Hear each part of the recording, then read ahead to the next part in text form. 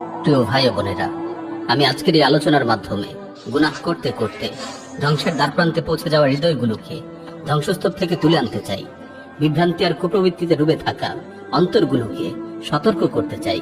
আমি চাই আমার এই নসিহার মাধ্যমে নেককার লোকেরা তাদের নেককা জাড়ও বাড়িয়ে দিক, আর উদাসীন ব্যক্তিরা মৃত্যুর আগেই সতর্ক হোক। কবরে যে আক্ষেপ করার আগে দুনিয়াতেই তাদের বিবেক জাগ্রত হোক। আমার এই আলোচনা শুনে তারা আল্লাহর দিকে ফিরে আসুক। প্রিয় উপস্থিতি, আমাদের আত্মাগুলোকে জাগ্রত করার জন্য এবং উদাসীনতা থেকে মুক্ত করার জন্য মৃত্যুর স্মরণ অত্যন্ত কার্যকরী ভূমিকা রাখে। রাসূল সাল্লাল্লাহু আলাইহি ওয়াসাল্লাম ইরশাদ করেন, আকসিরু যিকরা হাযিমিল লাযযাতি আল মাউত, তোমরা দুনিয়ার স্বাদ বিনষ্টকারী মৃত্যুকে অধিক পরিমাণে স্মরণ করো। একজন দুনিয়াবিমুখ আলিমকে জিজ্ঞেস করা হলো যে সর্বোৎকৃষ্ট ও পরিপূর্ণ নসিহত কি? তিনি বললেন, মৃত্যুর স্থানের দিকে তাকানো, মৃত্যুকে সর্বদা স্মরণ রাখা, কবর জিয়ারত করা, জানাজায় উপস্থিত হওয়া, মৃত্যু যন্ত্রণায় ভুগছে এমন কাউকে দেখতে যাওয়া, মৃত্যু যন্ত্রণা নিয়ে চিন্তা করা এবং কেউ মারা যাওয়ার পর তার কথা মনে পড়া, এগুলো তার অন্তর থেকে দুনিয়ার স্বাদ দূর হয়ে যায়। পার্থিব জীবনের ভোগ বিলাসের প্রতি মনে অনাগ্রহ সৃষ্টি হয়। যে ব্যক্তি মৃত্যুর প্রস্তুতি নিয়েছে সেই আমল বাড়িয়ে দিয়েছে এবং আশা আকাঙ্ক্ষা কমিয়ে দিয়েছে। আল্লামা লুবাইদি রাহিমাহুল্লাহ বলেন, আমি আবু ইসাককে তার জীবদ্দশায় দেখতাম তিনি সব সময় একখণ্ড কাগজ বের করে তা পড়তেন।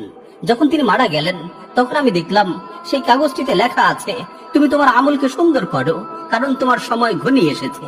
প্রিয় ভাই ও বোনেরা, আমাদের এই জীবন তো খুব দ্রুতই চলে যাচ্ছে, কিন্তু অধিকাংশ মানুষ উদাসীনতার মাঝে ডুবে আছে। প্রতিদিনই পৃথিবীতে কেউ আসে, আবার কেউ পরপারে পাড়ি জমায়, এটাই নিয়ম। প্রতিদিন কত প্রিয়জনকে আমাদের চোখের সামনে বিদায় দেয়া হচ্ছে, অতঃপর জমিন তাদের গিলে ফেলছে। এত কিছু দেখার পরও আমরা গাফেল হয়ে দিন অতিবাহিত করছি। মৃত্যু আসার আগে আমরা কেউই সতর্ক হচ্ছি না। মনে রাখবেন, এই দুনিয়ার জীবন খুবই সংকীর্ণ, সীমাবদ্ধ। নির্দিষ্ট সময় অতিবাহিত হয়ে গেলে তাতে সমাপ্তি আসবেই। ভালো খারাপ সকলেই মৃত্যুর স্বাদ আস্বাদন করবে। সৎকর্মশীল মুত্তাকী ব্যক্তিকে যেমন দুনিয়া থেকে বিদায় নিতে হবে, অসৎকর্মশীল পাপিষ্ঠ ব্যক্তিকেও এই ইহকাল ত্যাগ করতে হবে। বীর মুজাহিদরা যেমন ইন্তেকাল করবে, পিছনে পড়ে থাকা ভীতু কাপুরুষ লোকেরাও দুনিয়া ছেড়ে চলে যাবে। সেসব মহামান্বিত ব্যক্তিরাও মৃত্যুবরণ করবেন যারা দুনিয়াতে পরকালের পাথে অর্জন করেছেন। সেসব লুফিরাও মারা যাবে যারা দুনিয়ার জীবনকে কেবল উপভোগী করেছে। আল্লাহ তাআলা ইরশাদ করেন, কুল্লু মান আলাইহা ফান, দুনিয়াতে যারা আছে সকলেই ধ্বংসশীল। তিনি আরো বলেন, কুল্লু নাফসিন যায়িকাতুল মাউত, প্রত্যেক প্রাণীকেই মৃত্যুর স্বাদ আস্বাদন করতে হবে। সুতরাং অবশ্যই আপনাকে মৃত্যুবরণ করতে হবে। হ্যাঁ, অবশ্যই মৃত্যুবরণ করতে হবে। এটা এমন এক বাস্তবতা যা থেকে আমরা প্রতিনিয়ত পালিয়ে বেড়াই, অথচ এর থেকে পলায়ন করে আজ পর্যন্ত কেউ বাঁচতে পারেনি।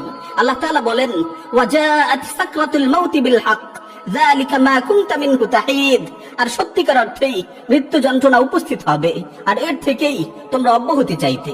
মৃত্যু এমন এক কঠিন বাস্তবতা যার কাছে কোনো প্রতাপশালীর দাপট চলে না। অবাধ্য ব্যক্তির অবাধ্যতা তার কাছে মূল্যহীন। সীমালঙ্ঘনকারীর সীমালঙ্ঘনকে সে কোনো পরোয়া করে না। পৃথিবীতে এমন কিছু নেই যা মৃত্যুকে ঠেকাতে পারে। মৃত্যু এমন এক বাস্তবতা যার সুধা পান করেছে পাপিষ্ঠ সীমালঙ্ঘনকারী এবং সৎকর্মশীল অনুগত ব্যক্তি। এমনকি নবী রাসূলগণ এই পৃথিবী থেকে বিদায় নিয়েছেন। আল্লাহ তাআলা তার নবীকে লক্ষ্য করে বলছেন, ওয়ামা জাআলনা লিবাশারিম মিন ক্বাবলিকাল খুলদ আফা ইন মিত্তা ফাহুমুল খালিদুন, তোমার পূর্বেও আমি কোন মানুষকে অনন্ত জীবন দেইনি, অতএব তুমি যদি মরে যাও তাহলে তারা কি চিরকাল বেঁচে থাকবে? এই মৃত্যু এমন এক বাস্তবতা যা প্রতিনিয়ত সব জায়গায় সবার কর্ণকুহরে ঘোষণা করে যাচ্ছে, বিবেকের দরজায় কড়া নেড়ে যাচ্ছে এবং প্রত্যেক জীবিত মানুষের কাছে এই বার্তা পাঠাচ্ছে, কুল্লু শাইইন হালিকুন ইল্লা ওয়াজহা, একমাত্র আল্লাহ তাআলার পবিত্র সত্তা ছাড়া সব কিছুই ধ্বংস হয়ে যাবে। মৃত্যুর বাস্তবতা এতটাই কঠিন যে ছোট বড়, ধনী গরিব প্রত্যেককেই এর স্বাদ আস্বাদন করতে হবে। কেউ এর থেকে পলায়ন করতে পারবে না। ওই শক্তিশালী বলিষ্ঠ যুবক, প্রতিভাবান মেধাবী তরুণ, ধনী গরিব, ছোট বড়, তোমাদের সকলকেই বলছি, প্রত্যেক ক্রন্দনকারীর জন্য ক্রন্দন করা হবে। আজকে যে মাইকে মৃত্যুর ঘোষণা করছে, আগামীকাল হয়তো তার মৃত্যুর ঘোষণা করা হবে। আজ যে লাশ বহন করে নিয়ে যাচ্ছে, আগামীকাল হয়তো তার লাশ বহন করা হবে। প্রতিটি প্রাণীকেই মৃত্যুর স্বাদ আস্বাদন করতে হবে। এই মৃত্যু থেকে কেউ পলায়ন করতে পারবে না। আল্লাহ তাআলা বলেন, কুল ইন্নাল মাউতাল্লাযী তাফিররুনা মিনহু ফাইন্নাহু মুলাকীকুম সুম্মা তুরাদ্দুনা ইলা আলিমিল গায়বি ওয়াশ শাহাদা ফায়ুনাব্বিউকুম বিমা কুনতুম তা'মালুন। বলো, তোমরা যে মৃত্যু থেকে পালায়ন করতে চাচ্ছ তার সাথে অবশ্যই তোমাদের সাক্ষাৎ হবে। অতঃপর তোমাদেরকে অদৃশ্য দৃশ্যের জ্ঞানী সেই মহান সত্তার কাছে ফিরিয়ে নেওয়া হবে। তখন তোমরা যা কিছু করতে তা তিনি জানিয়ে দিবেন। অন্য আয়াতে আল্লাহ তাআলা আরো বলছেন, আইনামা তাকুনু ইউদরিকুমুল মাউতু ওয়ালাউ কুনতুম ফি বুরুজিম মুশাইয়াদা। তোমরা যেখানেই থাকো না কেন মৃত্যু তোমাদেরকে পাকড়াও করবেই, যদিও তোমরা সুদৃঢ় দুর্গে অবস্থান করো। হ্যাঁ, অবশ্যই মৃত্যু তোমাদের সাথে সাক্ষাৎ করবে। তোমরা যেখানেই থাকো না কেন মৃত্যু তোমাদেরকে গ্রাস করবেই। প্রিয় ভাই ও বোনেরা, কেউ যদি উপদেশ গ্রহণ করতে চায় তবে মৃত্যুই তার জন্য সবচেয়ে বড় উপদেশ। এটি আখিরাতের অনন্ত জীবনের প্রথম ধাপ। তাই যেই মৃত্যুবরণ করে তার কিয়ামত শুরু হয়ে যায়। জনৈক ব্যক্তি বলেন, আমার এক পাপী বন্ধুর মৃত্যুকালে আমি তার শিরে বসা ছিলাম। সে দিনের ব্যাপারে অনেক পিছিয়ে ছিল, আল্লাহর কোনো বিধানই পালন করতো না। তো তার মৃত্যুর সময় আমি তাকে জিজ্ঞেস করলাম, এখন কেমন বোধ করছো? সে বলল, আমি অচিরেই জাহান্নামে প্রবেশ করব। অচিরেই আমি জাহান্নামে প্রবেশ করব। আমার সাথে অমুক অমুক ব্যক্তিও জাহান্নামে প্রবেশ করবে। শুনে রাখো, এখনো যদি তুমি আল্লাহর দিকে ফিরে না আসো তাহলে আমার মতো তুমিও জাহান্নামে প্রবেশ করবে। ولدتك أمك يا ابن آدم باكيا والناس حولك يضحكون سرورا فاعمل لنفسك أن تكون إذا بكوا في يوم موتك ضاحكا مسرورا। আদম সন্তান, তোমার মা তোমাকে ক্রন্দনরত অবস্থায় ভূমিষ্ঠ করেছে, আর মানুষেরা তখন তোমার পাশে বসে হেসে হেসে তোমাকে বরণ করেছিল। সুতরাং এমন এক পুণ্যময় জীবন তুমি গঠন করো যে মৃত্যুর সময় তুমি হেসে হেসে এই পৃথিবী থেকে বিদায় নিবে, আর মানুষেরা তোমার পাশে বসে ক্রন্দন করতে থাকবে। প্রিয় ভাই ও বোন, আজ দুনিয়া লোভী ওই সকল ক্ষতিগ্রস্ত লোকেরা কোথায়? কোথায় সেসব প্রতাপশালী ও সীমা লঙ্ঘনকারীরা? তারা চলে গেছে, কিন্তু তাদের সম্পদ নিয়ে যেতে পারেনি। অন্যরা সেগুলো ভাগ করে নিয়েছে। তারা ওই নিকৃষ্ট দুনিয়ার প্রতি ঝুঁকে পড়েছিল। উঁচু উঁচু দালান কোঠা আর সম্মানের আসন পেয়ে সেগুলোকে তারা চিরস্থায়ী ভেবেছিল। অতঃপর যখনই তারা সেগুলোকে নিয়ে সন্তুষ্ট চিত্তে জীবন কাটাচ্ছিল, তখনই মৃত্যু তাদের ধরাশায়ী করে ফেললো। কত জালিম বহুকাল ধরে জুলুম করেছে, সীমা লঙ্ঘন করেছে, নিজ পরিবার পাড়া প্রতিবেশীর কোনো খোঁজ খবর নেয়নি। অবশেষে মৃত্যু এসে তার সকল পাওনা চুকিয়ে দিয়েছে। কোথায় সেই দৃঢ় সংকল্পের অধিকারী মানুষগুলো? মৃত্যু তার আশা আকাঙ্ক্ষা ও সকল দৃঢ় সংকল্পকে ছিন্ন ভিন্ন করে দিয়েছে। এমনকি তার দেহ থেকে সামান্য কাপড়ের টুকরো টুকরো খুলে নিয়েছে। সুতরাং হে বিচক্ষণ লোকেরা, তোমরা শিক্ষা গ্রহণ করো। যে লোকটি দুনিয়ার মধ্যে ধোঁকাগ্রস্ত ছিল, সেও দুনিয়া থেকে বিদায় নিয়েছে। শুধুমাত্র সামান্য এক খণ্ড কাফন নিয়ে সে কবরে গিয়েছে। তার যন্ত্রণা শুরু হয়ে গেছে, সুন্দর মুখাবয়ব বিকৃত হয়ে গেছে। হে গাফেল, তোমার মৃত্যু যন্ত্রণার কথা একটু ভাবো। মনে রেখো, অতি শীঘ্রই তোমাকেও পাকড়াও করা হবে। হে উদাসীনতার পথের পথিক, কখন তোমার এই কঠিন হৃদয়ে কোমলতার ছোঁয়া লাগবে? হায়, মৃত্যুর পর তোমার ইচ্ছাগুলো কোথায় যাবে? হায়, মৃত্যুর পর তোমার আশা আকাঙ্ক্ষাগুলোর কি অবস্থা হবে? হে অজ্ঞতায় সন্তুষ্ট হয়ে থাকা নির্বোধ, কখন তুমি দুনিয়াকে আখিরাতের বিনিময়ে বিক্রি করে দেবে? আল্লাহ তার প্রতি রহম করুন যে সতর্ক হয়েছে এবং প্রস্তুতি নিয়েছে। আল্লাহ তার প্রতি রহম করুন যে সতর্ক হয়েছে এবং প্রস্তুতি নিয়েছে। প্রিয় ভাই ও বোন, আজ কোথায় হারিয়ে গেল সেসব বন্ধু বান্ধবেরা? কোথায় অবস্থান করছে সেই অঢেল সম্পদের অধিকারীরা? কোথায় জীবন নিয়ে সেই দীর্ঘ আশা পোষণকারীরা? তাদের সকলকে কি কবরে রেখে আসা হয়নি? আজ কোথায় সেই রাজপ্রাসাদের আয়েশি জীবন যাপনকারীরা? তাদের সবাইকে কি কবরে দাফন করা হয়নি? হায় আফসোস, যদি তুমি জানতে, যদি তুমি বুঝতে যে কবরে তাদের দিনগুলো কেমন অতিবাহিত হচ্ছে।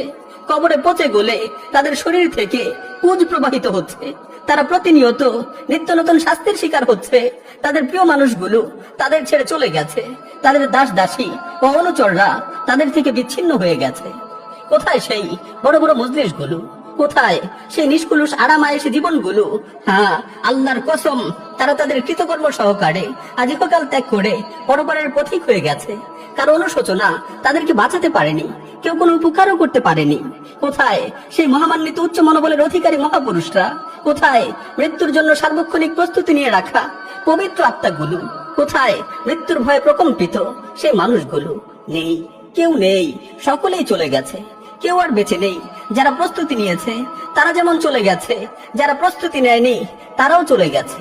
বুদ্ধিমান তো সেই যে তার পরিণতি নিয়ে ভাবে এবং আল্লাহকে ভয় করে, আর মূর্খ তো সে যে দিন দিন মৃত্যুর দিকে এগিয়ে যাচ্ছে কিন্তু সে তার পরিণতি নিয়ে ভাবে না। হায় কতটা বছর ধরে তোমার আকাশে সূর্য উদিত হচ্ছে আর অস্ত যাচ্ছে, কতটা সময় ধরে তোমার উপর রাতের পর্দা টেনে দেওয়া হচ্ছে। হায় তোমার জীবনের কতগুলো দিন চলে গেল, অথচ তুমি তোমার আপন জায়গায় অটল রয়ে গেলে। তোমার দিন রাত অতিবাহিত হচ্ছে কিন্তু এখনো তুমি তোমার সেই অন্যায় অপরাধে লিপ্ত রয়েছ। দয়াময় প্রতিপালক তোমাকে কত নিয়ামত রাজি দ্বারা ঢেকে রেখেছেন, অথচ তুমি তারই অবাধ্যতায় জীবন কাটাচ্ছ। ফেরেশতারা তোমার আমল নামায় পাপ লিখতে লিখতে কতগুলো পৃষ্ঠাদের শেষ করেছে, তার কোনো হিসেব কি তোমার আছে? উদাসীনতার মাঝে ডুবে থাকা মানুষ তোমার রব তোমাকে সম্বোধন করে বলছেন, ইয়া আইয়ুহাল ইনসান মা গাররাকা বিরাব্বিকাল কারীম। হে মানুষ, কিসে তোমাকে তোমার মহামহিম পালনকর্তা সম্পর্কে বিভ্রান্ত করলো? হে মানুষ, কিসে তোমাকে তোমার মহামহিম পালনকর্তা সম্পর্কে বিভ্রান্ত করলো? হে গাফিল, মৃত্যু তোমাকে বহুবার সতর্ক করেছে, কখনো তোমার আত্মীয় স্বজনের মৃত্যুর মাধ্যমে, কখনো তোমার বন্ধু বান্ধব পাড়া প্রতিবেশীর মৃত্যুর মাধ্যমে, অথচ তুমি তা দেখেও সতর্ক হওনি। তুমি সব সময়ের মতো হেলায় খেলায় মেতে রইলে। হে গাফিল, তুমি মৃত্যু যন্ত্রণার কথা ভাবো, তোমাকে যখন কবরে নামানো হবে সেই দৃশ্যটি চিন্তা করো, প্রিয়জনদের থেকে চির বিদায় নেওয়ার বিষয়টি ভাবো। আমার দুঃখ হয় সেসব জবানের জন্য যে জবানগুলো খারাপ কথা বলে, এমন বাক্য উচ্চারণ করে যেগুলো দ্বারা গুনাহ ছাড়া তার আমল নামায় আর কিছুই লেখা হয় না। হে আল্লাহর বান্দা, কিভাবে তুমি আল্লাহ রাব্বুল আলামিনের সেই কথাটিকে ভুলে গেলে? তিনিই তো বলেছেন, আল ইয়াউমা নাখতিমু আলা আফওয়াহিহিম, আজ আমি তাদের মুখে মোহর এঁটে দেব। আফসোস সেসব হস্তগুলোর জন্য যেগুলো হারামের দিকে প্রসারিত হয়। হে আল্লাহর বান্দা, কিভাবে তুমি আল্লাহ তাআলার সেই কথাটি থেকে গাফিল হয়ে রইলে? আল্লাহ তাআলা কি বলেননি, ওয়া তুকাল্লিমুনা আইদিহিম, আজ তাদের হাত আমার সাথে কথা বলবে। আফসোস সেসব পাগুলোর জন্য যেগুলো অন্যায়ের দিকে ধাবিত হয়। হে আল্লাহর বান্দা, কিভাবে তুমি আল্লাহর সেই বাণীটিকে ভুলে রইলে? তিনিই তো বলেছেন, ওয়া তাশহাদু আরজুলুহুম, আর তাদের পাগুলো আজ সাক্ষ্য দেবে। আমার দুঃখ হয় সেই সব দেহগুলোর জন্য যেগুলো হারাম ভক্ষণ করে বেড়ে উঠেছে।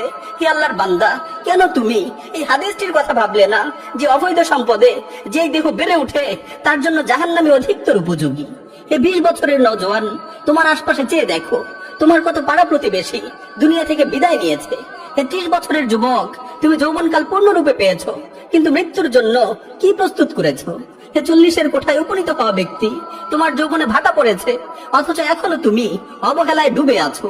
50-এর কোঠায় উপনীত হওয়া লোক, তুমি ফসল বুনেছো, আজ তা পেকে গেছে। তুমি অর্ধশত বছর অতিক্রম করে ফেলেছো, অথচ তুমি তোমার নিজের সাথেই ইনসাফ করনি। 60-এর কোঠায় উপনীত হওয়া বৃদ্ধ, তোমাকে হিসাবের দিকে আহ্বান করা হচ্ছে, কারণ তুমি এখন মৃত্যুর সাথে লড়াই করছো। 70-এর কোঠায় উপনীত হওয়া বৃদ্ধ, হিসাব করো তো দেখি তুমি আখিরাতের জন্য কি পাঠিয়েছো আর দুনিয়াতে কি রেখে যাচ্ছ। আল্লাহর কসম, যে ব্যক্তি আজ কারো খাটিয়া বহন করছে, অচিরেই এমন একটি দিন আসবে যেদিন অন্যরা তার খাটিয়া বহন করবে। আজ যে ব্যক্তি কবরস্থানে যাচ্ছে জিয়ারত করার জন্য, এমন একদিন আসবে যেদিন তার কবর অন্যরা জিয়ারত করবে। আজ যে কাউকে দাফন করে কবরস্থান থেকে বাড়িতে ফিরে আসছে, অচিরেই এমন একটি দিন তার জন্য অপেক্ষা করছে যখন তাকে দাফন করে লোকেরা বাড়িতে ফিরে আসবে। ওই কবরই হবে তার শেষ ঠিকানা। হযরত ওমর রাদিয়াল্লাহু তাআলা আনহু সর্বদাই এই কথা বলতেন যে মানুষ প্রতিদিন বলে, আজ অমুক মারা গেছে, আজ অমুক মারা গেছে, অমুক জায়গায় আজ অমুক ব্যক্তি মৃত্যুবরণ করেছে। অচিরেই এমন একটি দিন আসবে যখন মানুষ বলতে থাকবে, আজ ওমর মারা গেছে। অবশেষে ঠিকই সেই দিনটি চলে এলো যেদিন ওমর রাদিয়াল্লাহু তাআলা আনহু ইন্তেকাল করেছেন। প্রিয় ভাই, একদিন মসজিদের মিনার থেকে আমাদের মৃত্যুর সংবাদ ভেসে আসবে। লোকে বলবে, আজ অমুক মৃত্যুবরণ করেছে, কিন্তু সেই মৃত্যুর জন্য আমাদের কি কোনো প্রস্তুতি রয়েছে? একদিন কাঁধে বহন করে আমাদের কবরে রেখে আসা হবে, কিন্তু সেই অন্ধকার কবরের জন্য, সেই অন্তিম সফরের জন্য আমরা কি কিছু প্রস্তুত করেছি? যেন এক লোক তার এক মৃত আত্মীয়কে স্বপ্নে দেখলো। সে তাকে স্বপ্নে জিজ্ঞেস করলো যে তুমি কেমন আছো? সে উত্তরে বলল, একটি বিষয় আমি খুব অনুতপ্ত, তা হলো আমি সবকিছু জানতাম কিন্তু আমল করতাম না। তোমরাও জানো কিন্তু আমল করো না। আল্লাহর কসম, একটি বা দুটি মাত্র তাসবিহ অথবা 1 বা 2 রাকাত নামাজ আমাদের আমল নামায় দুনিয়া এবং দুনিয়াতে যা আছে সবকিছু থেকে অনেক দামি। হে প্রিয় ভাই ও বোন, কোথায় এত সব ওয়াজ নসিহতের প্রভাব? কোথায় পবিত্র কালামুল্লাহর প্রভাব? আমাদের অন্তরে তো এত সব নসিহত, আয়াত, হাদিসের কোনো প্রভাবই পড়ে না। আমাদের জীবনে পবিত্র কোরআন কোনো প্রভাবই সৃষ্টি করে না। আসুন একটু মনোযোগ দিয়ে আল্লাহর এই আয়াতটি শুনি। আল্লাহ তাআলা বলছেন, আফারাআইতা ইন মাত্তা'নাহুম সিনিন সুম্মা জাআহুম মা কানু ইউআদুন মা আগনা আনহুম মা কানু ইউমাত্তাউন। আপনি ভেবে দেখুন তো, আমি যদি তাদেরকে বছরের পর বছর ভোগ বিলাসে মত্ত থাকতে দেই, অতঃপর যে